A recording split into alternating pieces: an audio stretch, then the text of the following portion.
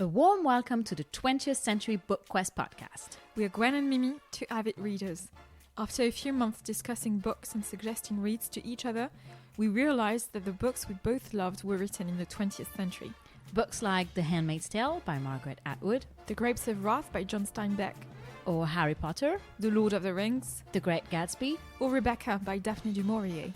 That's why we decided to create a podcast focusing on the books of the 20th century, famous or awaiting worldwide recognition. Because not all the great books are official classics.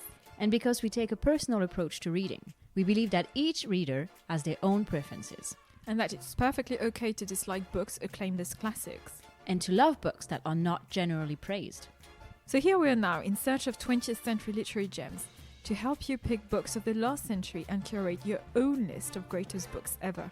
If you are a curious mind eager to discover the magic of 20th century books, or a general reader looking to broaden your literary horizons, this podcast is for you. It's not a podcast for hardcore literary analysis. Rather, in each conversation, we discuss our reading experiences of the book, the characters, the settings, the themes, and anything that caught our attention. And we also try to open on a few related book recommendations.